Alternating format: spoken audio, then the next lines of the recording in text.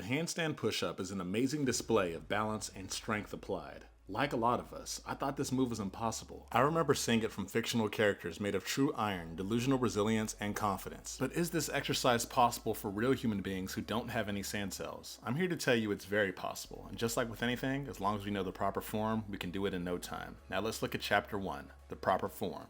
The handstand push-up resembles the military press, or any kind of overhead pressing motion. This specific exercise movement pattern works a lot of the upper body muscles. But to simplify it, let's say it relies mostly on the shoulders. The difference is that when you're holding a handstand, you have to engage more muscles in your lower body to maintain stillness and balance in your handstand. And we can see this as we look at the proper form. Start with your hands out in front of you and turn them slightly outwards if necessary. Place both hands on the ground, shoulder length. Remember your 3 balance points, the fingers, the inside of your knuckles, and the palms. But when we transition to the bent arm position, the weight and pressure changes to the outside of your palms and those 2 fingers. Most people think a handstand push-up is a practical up and down motion like you see in a fictional series. To do this, you'd need to have your elbows flared out like you see here, which is not a practical position for beginners. Using the traditional form, you'll notice as we decline, we protract our scapula, squeeze our glutes, and shift our shoulders forward. We enter into a shoulder stand. This distributes the weight more evenly and is a more natural pressing pattern.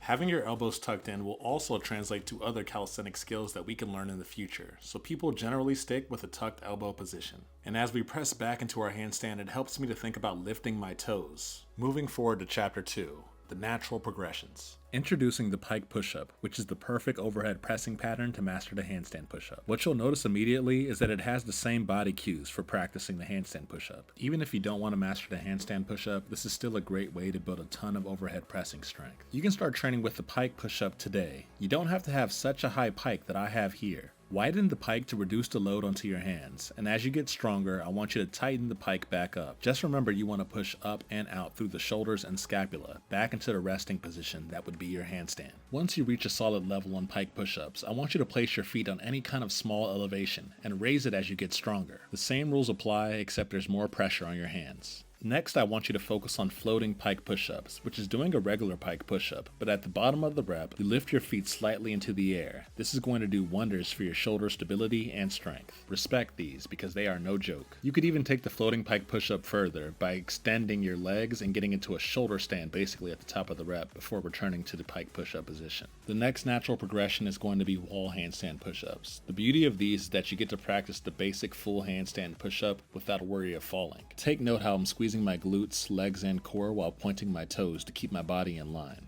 When you feel confident, I want you to release one leg from the wall and only use one leg as assistance. What you see here is we're basically exposing our joints little by little, prepping ourselves to handle the full weight of our body for the handstand push-up. Next up, I want you to flip around and do a back to wall handstand push-up. You can start with 2 legs or go with 1 leg. And you'll notice this does dramatically change the difficulty because we're not pushing back into a wall. Now let's talk about eccentrics. Eccentrics are when we utilize the decline of an exercise to gain strength. If you're going to use these, make sure you try to decline for at least 4 to 6 seconds to count as 1 rep. Progressing to chapter 3, where should we look? Where you're looking plays a huge role in the handstand push-up because you can quickly lose engagement and balance.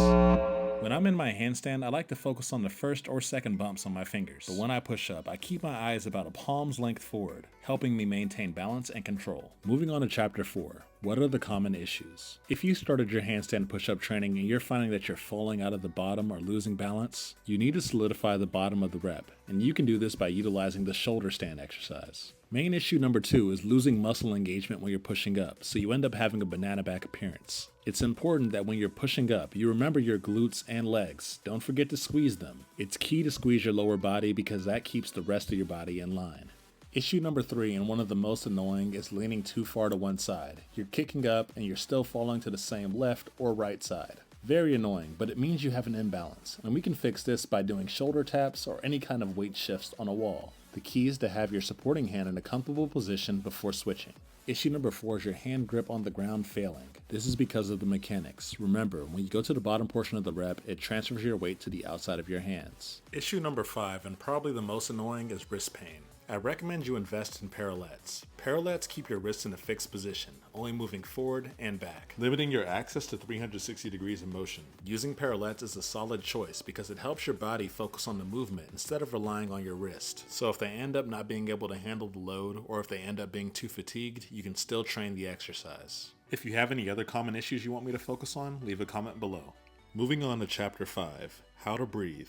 Breathing is important for all exercise, and handstand push-ups are no exception. I know it may seem like a good idea to hold your breath, but you're just stopping your muscles from getting oxygen and you'll fail the exercise. Choose a natural breathing pattern as if you were doing regular push-ups. Inhale on the decline and exhale as you explode to the top.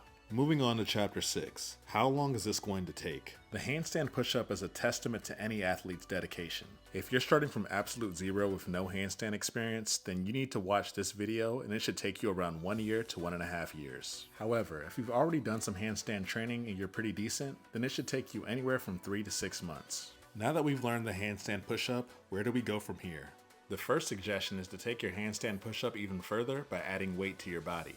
You could start with as little as adding 2 to 5% of your body weight and progressively overload from there. Suggestion number 2 is polishing up your basics. Just because you can do a handstand push-up doesn't mean you never visit the basics again. Polishing up your basics can actually help your handstand push-up form and help you warm up. Suggestion number 3 is to take your handstand push-up training even further, taking it outside or using some kind of balance ball to challenge you. Suggestion number 4 is called deficit training. This is where you train past the normal range of motion by using some kind of elevation. This can make your training extremely difficult because you have to recruit more of your muscle fibers to push through the exercise. But trust me, your body will thank you with impeccable shoulders, amazing control, and freedom of movement. And next, suggestion number 5 is pairing the handstand push-up with other skills that you've learned in calisthenics. Having the handstand push-up in your arsenal gives your body a ton of flows that it can master. And suggestion number 6 is pushing past your limits even further, using the handstand push-up to master the next progression, the 90-degree push-up. Just like the handstand push-up, it's not going to happen overnight. If there's one thing you should take from this video, it's that anything is possible. If you want this skill, stay dedicated and go get it. Make sure to go to STRIQfit.com to check out my training app and multiple programs.